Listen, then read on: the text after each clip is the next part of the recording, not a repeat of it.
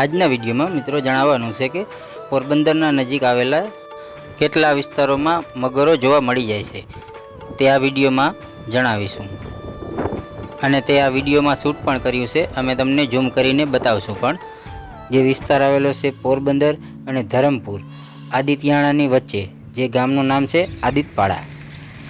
જે આદિતપાડા ગામના નામના વિસ્તાર ઉપર આદિત્યાણા નામનો એરિયો છે તેમાં સફેદ પથરાવ જમીન જોવા મળી જાય। તેમની ખાણોમાં પણ સફેદ પથ્થર જોવા મળી આવે।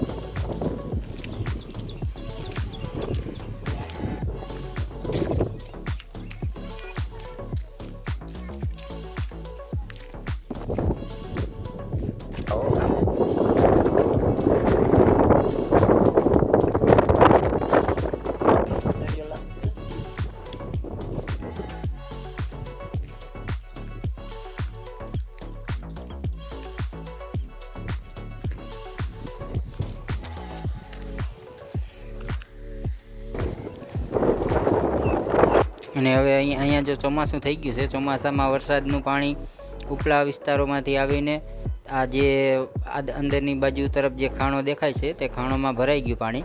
હવે આપણે અંદર જઈને તપાસ કરી લઈએ।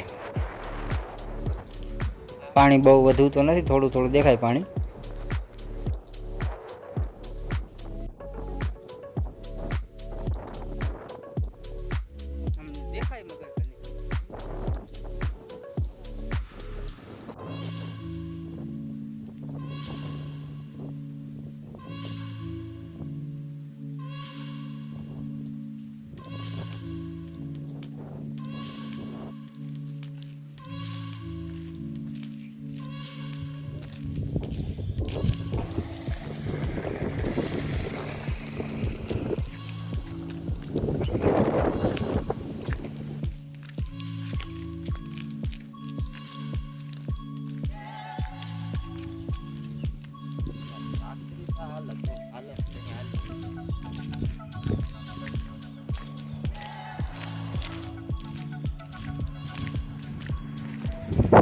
આ ખાલી 30 મોટર હતી।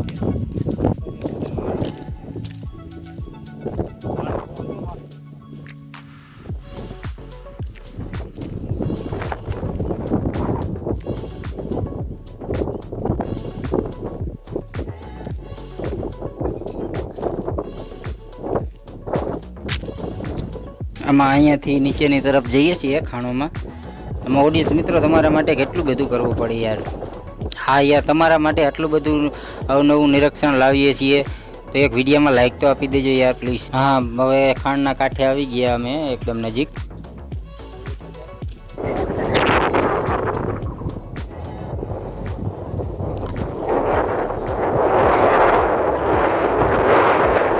આ તરફ જોવા મળી ગઈ છે ભાઈ, જો આ તરફ છે। હા, જરાક ઝૂમ કરીને પણ બતાવીએ તમને મિત્રો। જો હરખું જોજો, જો અહીંયા નિરીક્ષણ કરજો જેની તરફ અમે એરાનું નિશાન આપ્યું છે તે તરફ। અત્યારે હાલ તો બપોરનો સમય છે એટલા માટે એક જ જોવા મળ્યો છે। સવારનું બધાનું કેવું હોય છે કે સવારના સૂર્યનું કિરણ ચમકે 8 થી 9, 9:30ની વચ્ચે આ કાંઠાઓમાં પણ જોવા મળી જાય। ઉપર જ બહાર જ જોવા મળતા હોય છે। પણ અત્યારે હાલ તો બપોરનો સમય છે એટલે માટે થોડું મોડું થઈ ગયું, નકર તો અહીંયા ઉપર જ જોવા મળી જાત। હવે આ તરફ પણ જો ચેક કરી લઈએ, બીજા તળાવો છે એની બાજુમાં, એમાં ચડવામાં થોડીક ધ્યાન રાખવું પડે પણ કાંઈ વાંધો નહીં, તમારી માટે બધું કરવા તૈયાર છીએ। તમે બસ વિડીયોને એક લાઈક આપી દેજો। આ જો પડી ના જાય, આ ઉથમું વધી ગયું બધું। તો ચાલો મિત્રો, હવે ફરી મળીએ આપણે નવા વ્લોગમાં। અથવા તો કોઈ પણ અવનવા ધાર્મિક વિડીયોમાં. અને હા, ખાસ આપણે જે વિસ્તાર બતાવ્યો છે પોરબંદર માધુપુર નજીકનો, જે કાજાવદરી તરીકેનો વિસ્તાર, કેટલા વ્યક્તિએ આ કાજાવદરી વિસ્તાર જોયેલો છે તે પણ અમને કોમેન્ટ કરી દો, જેથી કરીને અમને પણ ખબર પડે કે કેટલા મિત્રો આપણે પોરબંદર નજીક કાજાવદરીના વિસ્તારો પર આ સફેદ પથરાઓની ખાણોમાં કોણ કોણ ગયું છે. હર્ષિગામી ચેનલ. જય દ્વારિકાધીશ.